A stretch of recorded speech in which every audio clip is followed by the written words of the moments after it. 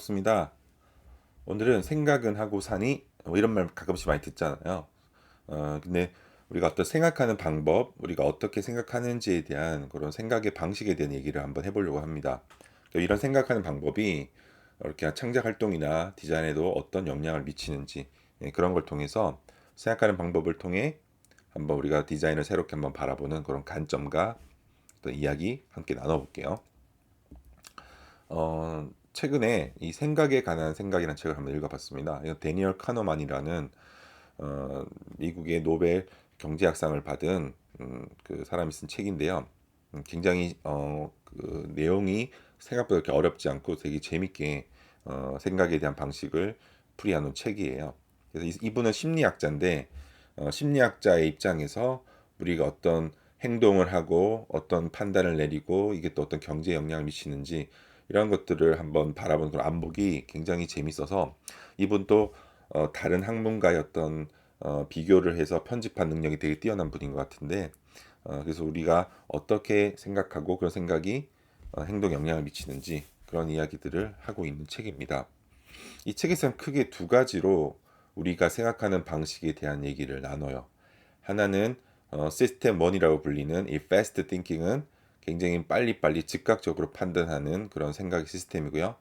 시스템 2라는 생각은 flow thinking이라고 해서 천천히 사고하고 생각하는 것을 의미합니다. 이 두 가지 시스템을 가지고 1, 2 시스템을 가지고 우리가 어떻게 생각하고 행동하고 판단하는지에 대한 얘기를 쓴 책이에요. 그래서 오늘은 이 두 가지 생각을 바탕으로 그럼 우리가 이거를 어떻게 디자인적인 측면에서 또는 예술이나 이런 표현하는 활동에 또 이미지에 바라봐야 될지 한번 적용을 하고 우리가 한번 이해를 해보도록 하겠습니다. 먼저 시스템 1입니다. 이거는 밑에 나와 있는 것처럼 fast thinking이에요. 굉장히 빨리 어떤 거를 즉각적으로, 직관적으로 판단하고 이해를 하고 느낄 수 있는 그런 뇌의 어떤 작용을 의미하는 거죠. 예를 들어 보면, 자, 지금 여기 있는 어린 사진이 있는데요. 이 사진을 딱 열자마자 어떤 기분이 드세요? 기쁜 느낌은 들진 않죠. 뭔가 좀 네거티브하고 좀 슬퍼 보이고 또 약간 뭔가 암울해 보이고 또 만약에 자기 어린 시절에 어떤 기억이 스치듯이 지나가신 분들은 어렸을 때 엄마한테 혼났던 그런 장면이 순식간에 확 지나갈 수 있을 것이고 오만 가지 생각과 이미지가 한 번에 확 들잖아요. 이렇게 시스템 1은 우리가 어떤 고도로 이성적으로 사고하거나 또는 계산할 필요 없이 직관적이고 감성적으로 딱 어떠한 생각을 하거나 판단을 하게 만드는 작용 방식입니다. 그래서 fast thinking이라고 불러요. 그래서 이 방식은 특히 우리가 이렇게 이미지를 볼 때 많이 영향을 미치는데 지금 화면에 보는 이미지처럼 뭐 굉장히 계산하거나 막 이렇게 사고하는 게 아니라 즉흥적으로 아 뭔가 슬프구나 아 뭔가 좀 캄다운 한다고 해야 되나 좀 우울하다고 해야 될까요? 뭐 그런 느낌 좀 이렇게 느껴지죠, 그렇죠? 그런 것들을 우리가 딱 요 이미지를 보고 바로 직관적으로 알게 되는 거죠. 이게 있기 때문에 우리가 어때요? 사람들한테 슬픔을 느끼고 또 이런 아이를 보게 되면 다듬어주고 공감해주고 이런 공감 능력이 극대화되는 거죠. 그래서 시스템 1은 이렇게 빨리빨리 판단하고 우리에게 액션을 취하게 만듭니다. 그럼 시스템 2는 어떨까요? 이건 slow thinking이에요. 굉장히 천천히 어떤 생각을 하게 만드는 거죠. 예를 들어보면 이런 거죠. 자, 지금 화면에 있는 이 숫자를 한번 19,823 곱하기 19,023을 곱해보세요 하면 어때요? 아까와 같은 사고를 할 수 없겠죠. 즉흥적으로 할 수 없겠죠. 딱 가는 길을 멈췄다가 잠깐만 그리고 갑자기 계산기를 꺼내게 된다든지 또 뭐 머리가 똑똑하신 분들은 막 생각할 수 있겠지만 굉장히 복잡하게 뭔가를 계산하게 되는 거죠. 이런 시스템 2는 슬로우 싱킹이라고 해서 어떤 좀 이성적이고 그 다음에 뭔가 계산을 하거나 또는 우리가 어떤 판단을 하거나 할 때 고도로 우리 어떤 사고를 가동시키는 그런 생각 방식입니다. 그래서 우리가 슬로우 싱킹이라고 표현하는 거죠. 자, 그래서 우리가 크게 두 가지로 생각하는 방식을 두 가지로 나눠봤을 때 첫 번째 fast thinking 시스템 1은 빠르고 시스템 2는 느리고 서로 차이가 있죠. 그리고 시스템 1은 감성적이지만 시스템 2는 조금 더 컨트롤러블, 좀 뭔가 판단할 수 있고 컨트롤할 수 있는 그런 성격을 갖고 있죠. 그리고 시스템 1은 오토매틱, 이게 굉장히 재밌어요. 뭔가 자동적으로 이게 떠오르는 거죠. 아까 어린아이 얼굴을 봤는데 그거를 뭔가 이렇게 딱 막을 수 없죠. 바로 갑자기 공감이 되거나 나도 슬퍼지거나 우울해지죠. 그렇죠? 이런 것처럼 되게 자동적으로 우리가 생각하게 만들어요. 근데 시스템 2는 아까 숫자 계산하는 것처럼 굉장히 스마트하고 뭔가 생각해야 되게 만들기 때문에 자동적으로 뭔가 하는 게 아니죠. 조금 뭔가 우리 에너지를 더 쓰게 되는 거죠. 그리고 시스템 1은 좀 제한적입니다. 그죠?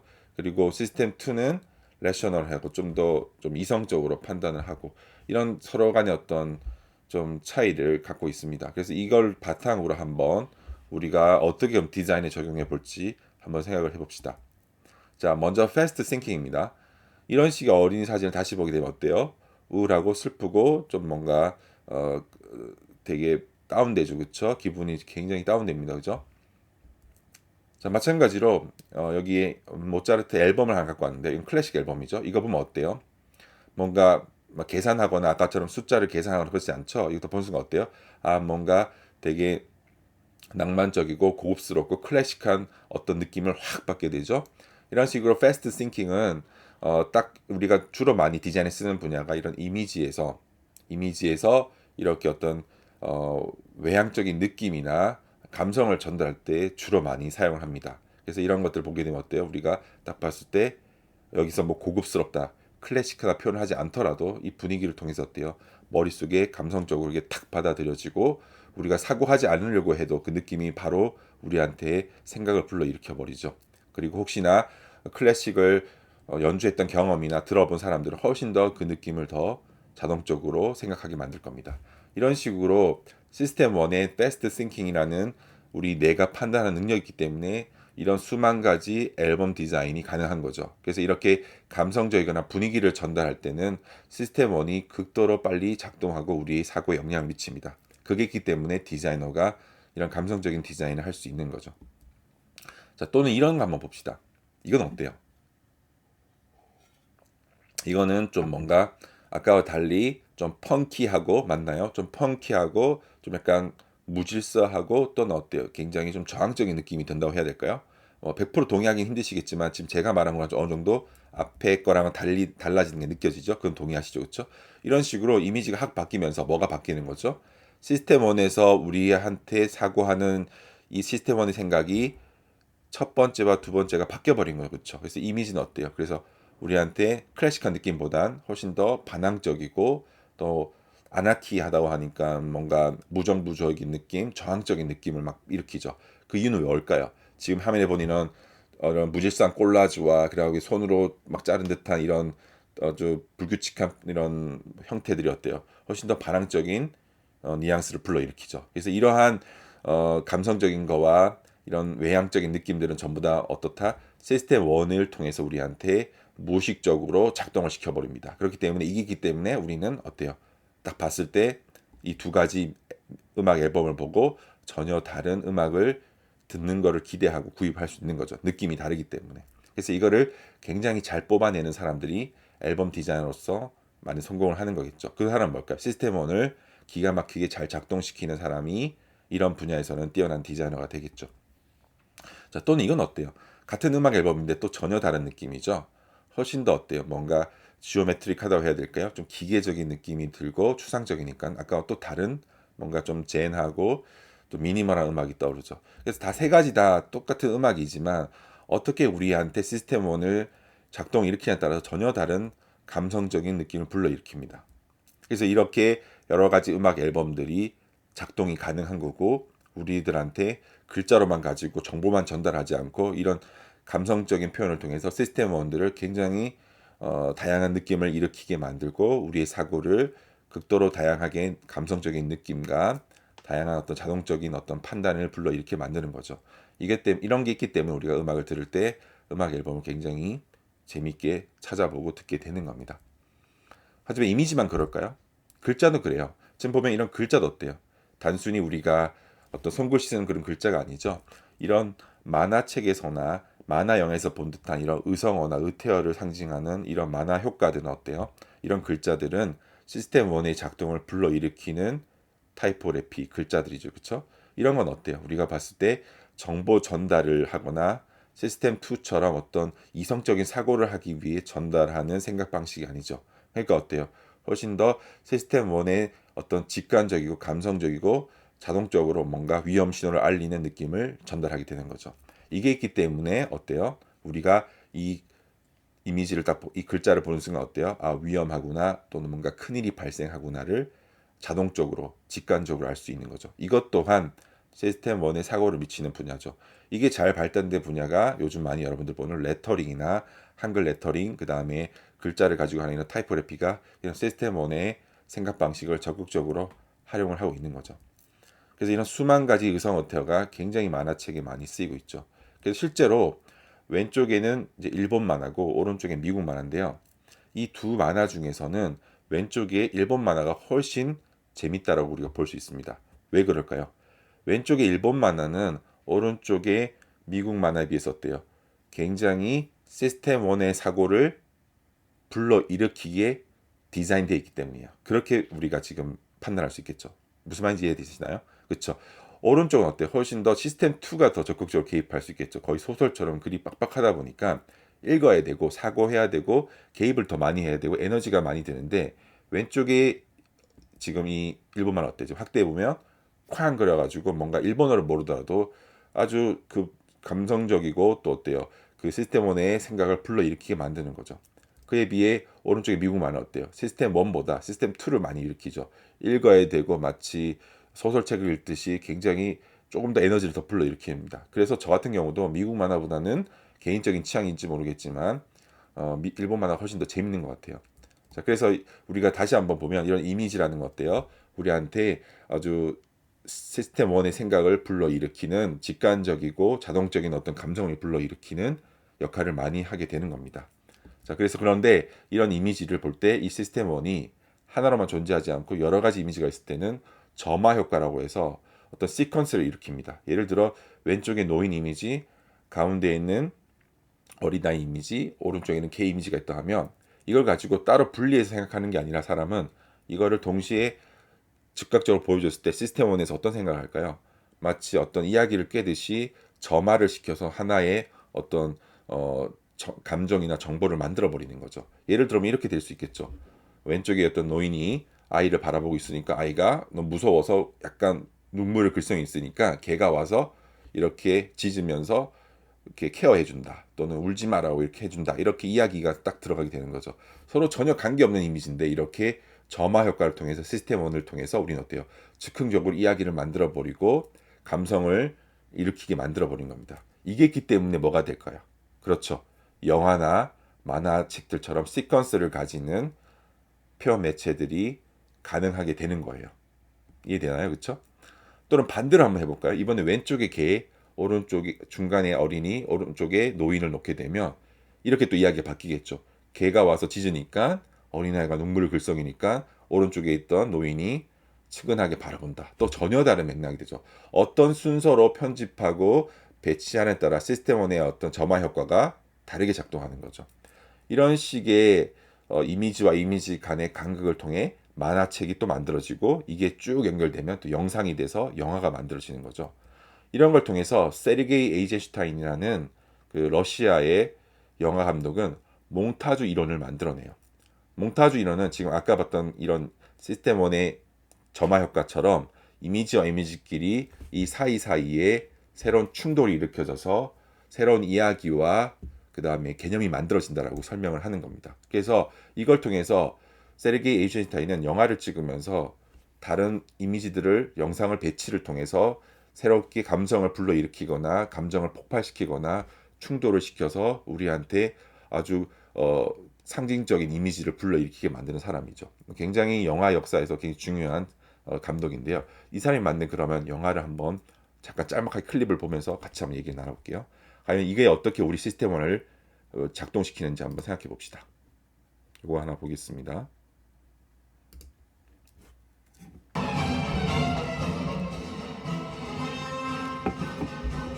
자, 지금 전함 포테키라는 영화인데요. 지금 오대사의 계단이라는 장면인데 이 계단에서 윗계단에서 어떤 그 정부군들이 총을 쏘면서 시민들이 이렇게 폭력을 가하는 그런 장면이에요. 굉장히 무서운 그런 상황이죠.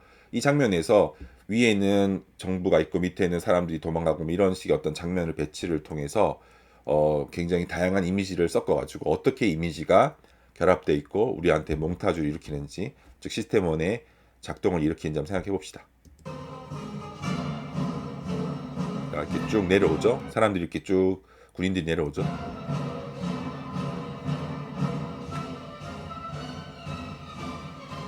그 사람들이 밑으로 쭉 내려오죠, 그렇죠? 그 시민들은 무서워서 내려오고, 자 총을 쏩니다. 죽고, 그죠? 그러니까 사실 여기 아까 총 쏜 장면이랑 이 사람이 죽는 장면은 서로 다르게 아마 촬영이 됐겠죠, 그렇죠? 그런데 이게 같이 이렇게 순서로 배치해버린 것 어때요? 시스템 1의 작동에서 아 총을 맞고 죽었구나라고 바로 생각을 해버리죠. 뭔가 계산하지 않더라도 이런 식의 영화에서의 시퀀스는 시스템 1이 적극적으로 작동해서 우리가 이야기를 만들어내고 그리고 그 공포의 감정을 느끼게 되는 겁니다.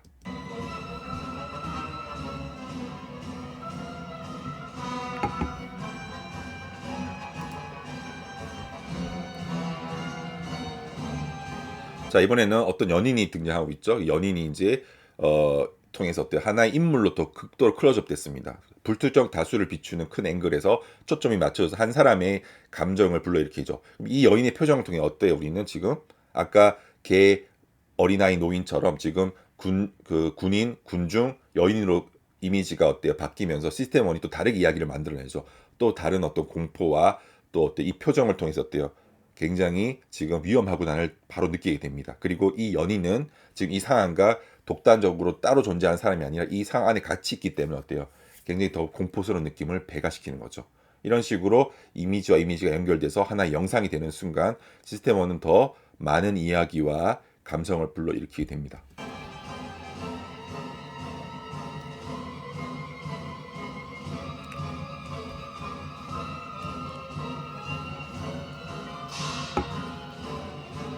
그죠? 또 다시 총을 쏘고 연인은 죽고 이런 식으로 과거에는 뭔가 총을 맞거나 이렇게 지금처럼 어떤 CG 그래픽이 발달하지 않았기 때문에 그런 리얼한 장면을 찍지 못하니까 이 편집을 통해서 어때요? 컷 편집을 통해서 오히려 더 상상하게 만들어내는 거죠. 그래서 총을 맞는 직접적인 장면은 없지만 여인이 이런 이미지를 통해서 어때요?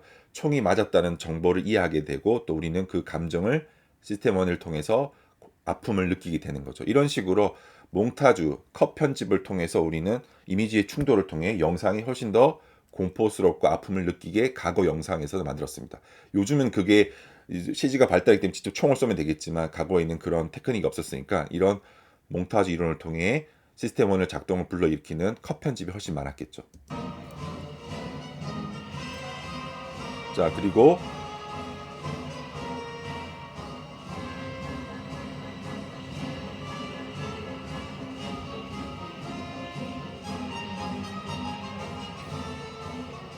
피가 흘러내립니다. 그죠?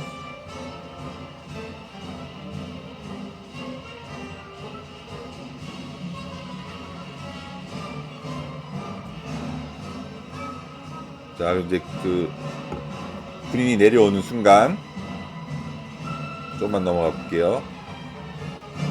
그죠? 이제 요렇게 지금 아기 그 유모차가 내려옵니다. 굉장히 더 불안한 상황이죠. 그 가운데 지금 유모차가 쭉쭉 내려오고 있습니다.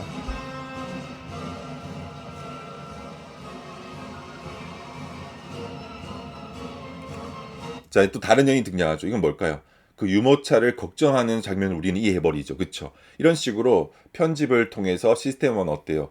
영화 이런 다양한 이질적인 이미지들을 조합해서 우리는 스토리를 만들어 버리고 이해하게 되고 그리고 감성까지도 시퀀스를 연결시켜 버립니다. 이런 걸 통해서 단조로운 하나의 이미지가 계속 연결을 통해서 편집을 통해 만들어짐으로 해서 어때요?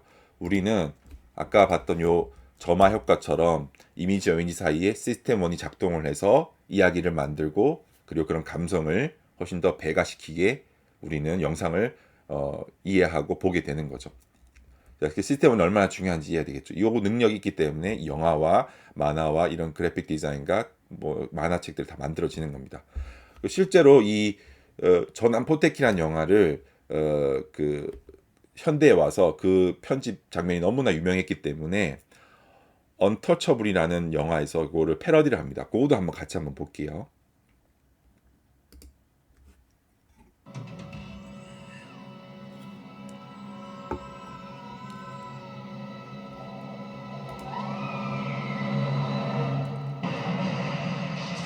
그죠? 이제는 좀 기술이 발달했으니까 총을 맞는 장면을 이제 아예 대놓고 보여주죠.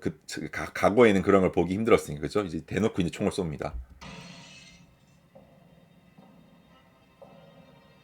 급박하죠, 그쵸? 아, 여기 이제 패러디 장면 들죠. 애가 유모차가 떨어지는 계단에 떨어진 장면이 이제 패러디가 된 겁니다. 오마주 같은 거죠. 저 어때요? 지금 총을 쏘는 장면과 유모차가 내려가는 슬로우 모션 때문에 어때요? 훨씬 더 공포감이 극대화되고 있죠, 그렇죠? 어린아이가 상징하는 이런 천진함과 순수함이 어때요? 이런 총격전 사이에 가운데에 끼어 있으니까 훨씬 더 그 총격전의 공포가 더 배가 되는 겁니다. 이런 컷 편집을 통해서 어때요? 우리의 시스템 1을 더 자극시키게 만드는 사람이 누구죠? 영화 감독이죠. 이걸 영화에서는 연출이라고 부르죠. 이걸 잘하는 사람이 어때요? 훌륭한 영화 감독이 되겠죠. 마치 우리나라에서 봉준호 감독이 이런 걸 굉장히 잘하는 것처럼 이런 연출이 뛰어난 감독들은 이런 식의 시스템 1을 드라마틱하게 잘 작동시키는 사람이다라고 볼 수가 있는 겁니다. 아,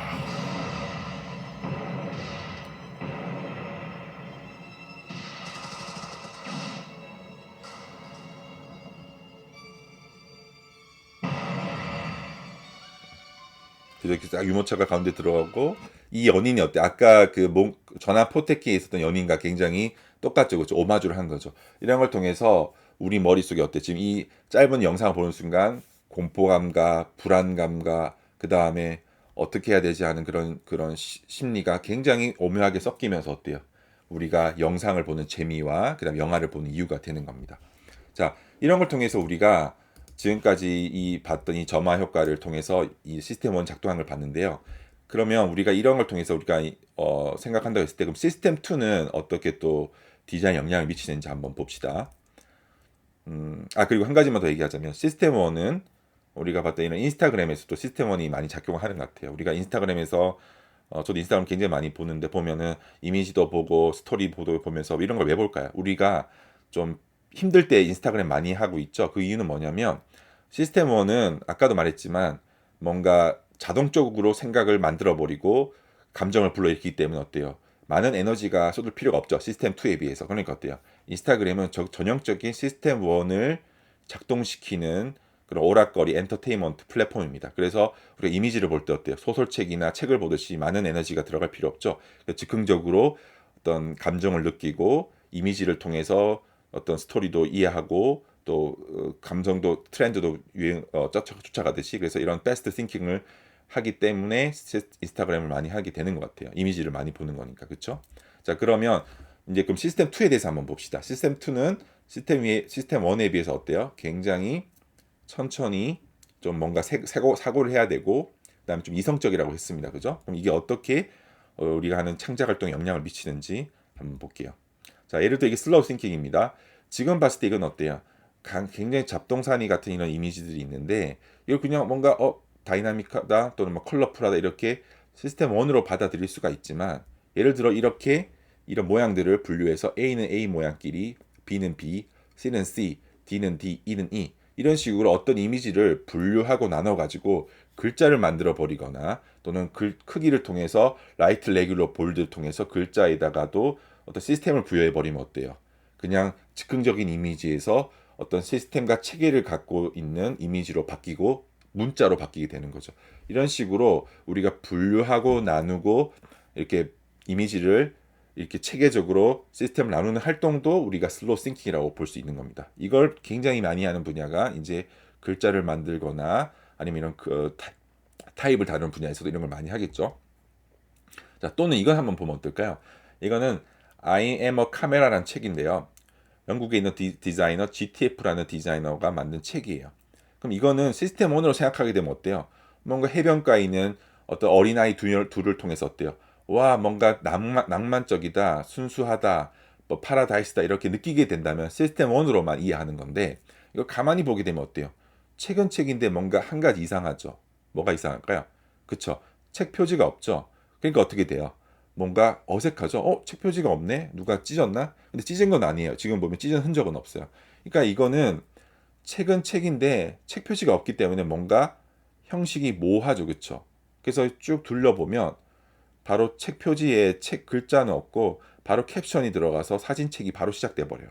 그리고 그 다음 페이지를 넘기면 두 번째 사진이 등장하고 몇 장을 넘겼을 때 이제 I am a camera라는 책의 제목이 등장하게 됩니다. 아까 봤던 영화랑 한번 비교해 보면 어때요? 이거는 그렇죠. 이거는 책은 책이지만 영화 형식을 빌린 편집 디자인입니다. 그래서 책의 제목이 영화의 오프닝처럼 바로 등장하지 않고 쭉 오프닝이 들어가고 나중에 책의 제목이 영화 제목이 등장하듯이 책의 제목을 등장하게 만든 겁니다. 그래서 이 책은 책의 형식을 비꼬아서 영화 형식처럼 책을 편집을 해버린 거죠. 이런 식으로 형식을 가지고 책을 디자인하거나 편집을 하게 되면 어때요? 우리가 감성적으로만 디자인을 이해하고 느낄 수 없는 거죠. 즉 시스템 2가 작동을 해야 되는 분야가 이런 형식적인 걸 탐구하는 디자인이나 이런 컨셉추얼한 작업에서는 우리는 시스템 2로 이해하고 사고해야지만이 진정으로 그 디자인의 재미와 아니면 어떤 즐거움을 느낄 수가 있는 거죠. 이런 식으로 사고하는 게 바로 시스템 2를 통해서 디자인을 보는 겁니다. 그럼 이걸 통해서 우리는 어떤 실험을 할 수 있을까요? 더 이상 디자인을 통해서 이렇게 책 표지를 멋있게 만드는 그런 디자인을 하는 게 아니라 책을 어떻게 다른 방식으로 읽어보게 만드느냐. 책을 읽어보는 방식을 바꾼 거죠. 이거는 책의 제목을 가운데 등장시켰으니까 어때요? 책을 읽어보는 순서를 바꿈을 통해서 형식을 바꿈을 통해서 책이라는 미디어, 매체 형식을 다르게 비꼬음으로 해서 우리가 읽어보는 방식을 바꿔버린 거죠. 웹사이트도 마찬가지죠.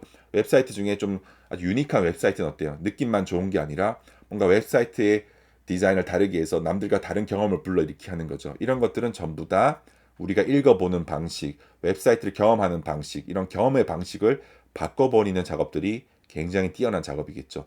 이런 식의 작업을 하는 게 시스템 2에서 간장을 하게 되는 겁니다. 그래서 우리가 지금까지 시스템 1과 시스템 2를 통해서 한번 디자인에 한번 적용하고 우리가 어떻게 생각하는지 봤는데요.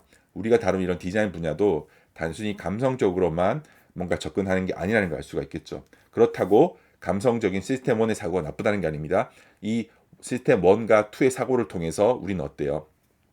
즉흥적으로도 이미지를 즐길 수도 있고 또는 어때요? 불완전한 정보를 만들어낼 수도 있고 또는 또 이렇게 시스템 2를 통해서 계산하고 형식을 아주 치밀하게 짜서 아주 새로운 재미를 만들어낼 수도 있고 이런 다양한 생각의 방식을 통해서 우리는 디자인을 하고 살아가는 겁니다.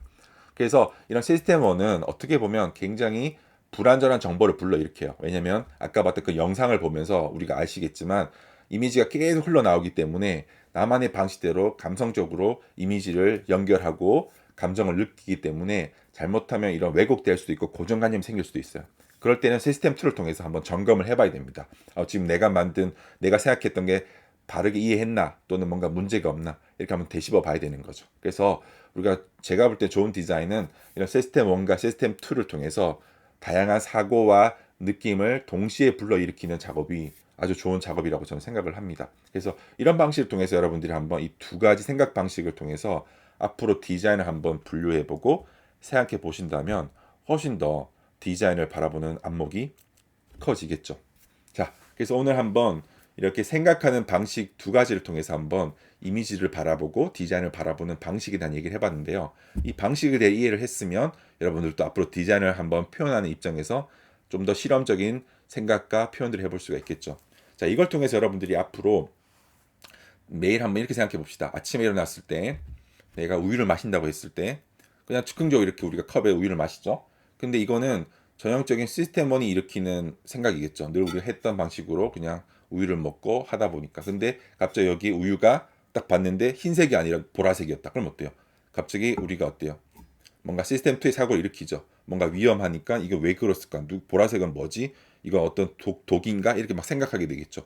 또 이렇게 생각을 슬로우 싱킹하게 만들어 버립니다. 이런 식으로 늘 했던 반복적인 일에서 시스템 2로 생각할 수 있게 한번 전환을 시켜 본다던가 또는 우리가 늘 그냥 이렇게 너무 계산적으로 사는 사람 입장에서는 뭔가 이런 퍽 튀기는 감성적인 이미지를 통해서 뭔가 감성을 불러일으킨다든지 이렇게 시스템 1과 2의 생각을 서로 핑퐁을 하듯이 이렇게 옮겨가면서 우리 하루하루 일상을 조금 더 다이나믹하게 만든다면 디자인과 여러분 하는 이런 표현들, 생각들이 훨씬 더 의미 있는 그런 하루가 되지 않을까 싶습니다. 네, 들어주셔서 감사합니다.